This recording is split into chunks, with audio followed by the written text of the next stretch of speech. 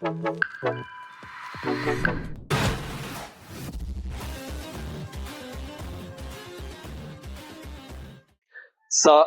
à toutes et à tous.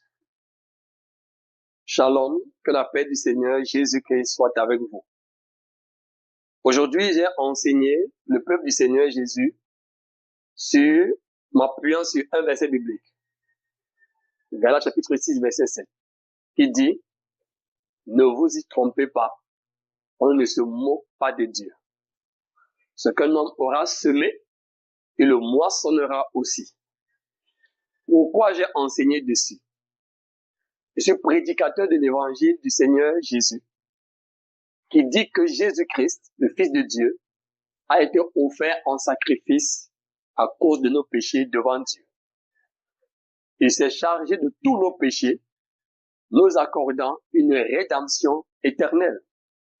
Quand on parle de rédemption éternelle dans le Nouveau Testament, c'est parce que dans l'Ancien Testament, les animaux qui étaient offerts en sacrifice ne donnaient pas aux hommes un pardon, un rachat éternel, mais journalier, temporel, annuel. Si vous lisez le livre de Lévitique, quand un homme commettait un péché, il sacrifiait un agneau et il avait le pardon de son péché qu'il avait commis ce jour-là. Aussi, au chapitre 16, on nous parle du sacrifice annuel. L'animal de bouc était amené en sacrifice pour donner aux Israélites le rachat de leurs péchés commis pendant un an. Mais Jésus, lui, vient pour nous racheter pour l'éternité, selon Hébreux 9, verset 12, qui dit, et il est entré une fois pour toutes dans le lieu très saint. Non avec le sang des boucs et des veaux, mais avec son propre sang, ayant obtenu une rédemption éternelle. De fait, moi, être humain, qui suis né en 1900X et qui mourra en 2000X, mon existence est donc comprise dans l'éternité. Et donc, je peux comprendre que si Christ m'a donné une rédemption éternelle, ça veut dire que mes péchés passés, présents et futurs sont compris dans la rédemption éternelle. Ça me donne donc l'assurance de mon salut. Sauf que la mauvaise compréhension de la grâce de Dieu va amener le sauvé, le né de nouveau, à vivre donc comme il voudra, selon toutes les pulsions, les penchants et les vies de sa chair, parce qu'il n'ira plus en enfer. Ce qui est donc une erreur, c'est pourquoi l'apôtre Paul, le Saint-Esprit dit par l'apôtre Paul, on ne se moque pas de Dieu. C'est-à-dire, à cause du péché, je méritais aller en enfer. Dieu a sacrifié son Fils pour moi. Ce que Dieu attend de moi, c'est une reconnaissance en me sacrifiant en retour pour lui. Et comment je me sacrifie pour lui? En me soumettant à sa volonté.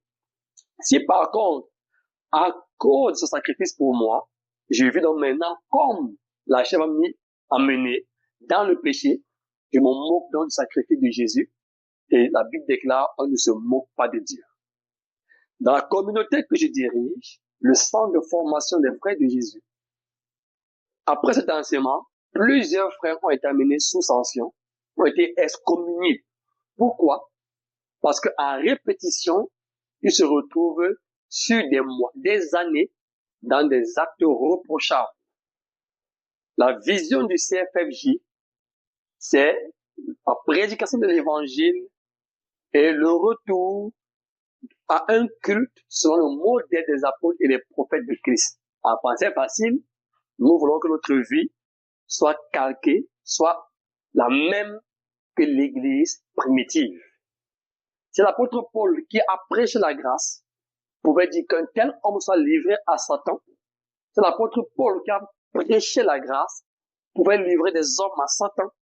C'est l'apôtre Paul qui a prêché la grâce, pouvait dire qu'on ne mange même plus avec un tel frère qui est dans le désordre. Comment ça se fait qu'aujourd'hui, en milieu des nœuds de nouveau, des gens vivent dans l'immoralité et il n'y a aucune sanction, sous prétexte que c'est la grâce. Alors, on mieux comprendre la grâce que Paul? Non. Alors, aujourd'hui, j'ai dû amener plusieurs sous sanction. Parce que quelques-uns parmi eux sont allés plus loin en disant qu'ils seraient prêts même à accepter le châtiment du Seigneur. Après cet enseignement, le peuple saint est appelé à la crainte de Dieu. Et si toi qui m'écoutes, même, je sais pas, la même communauté que moi, tu as le devoir de m'écouter parce que je suis appelé à être apôtre du Seigneur Jésus-Christ. Et la parole que je donne est la parole de ton Dieu, mon Dieu.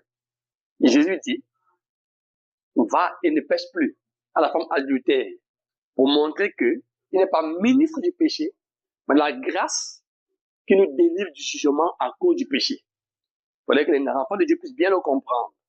Nous prenons donc le salut par la grâce et nous prenons une vie de sainteté, de sanctification en reconnaissance au Dieu qui nous a sauvés. Si vous voulez, par exemple, nous retrouver pour qu'on communie ensemble, les contacts seront affichés. Vous pourrez appeler n'importe lequel de ces contacts et on vous indiquera où nous sommes. Sinon, nous sommes situés au rond-point Zagnon de Libreville. Je terminerai en vous souhaitant de ne pas mourir sans avoir connu l'évangile de Dieu, commençant par Moïse et les prophètes, pour que vous soyez par Moïse et les prophètes instruits avec exactitude des choses qui concernent le Seigneur Jésus, le Sauveur du monde, l'agneau immolé pour nous. C'est parce que si vous mourrez sans être né de nouveau, ce sera les temps de feu. Par contre, si vous êtes né de nouveau, ce sera le paradis éternel dans la gloire du ciel. Bien-aimés, que la paix de Dieu soit avec vous et que Dieu vous accorde la grâce d'écouter l'évangile pour avoir le salut de vos âmes. Merci.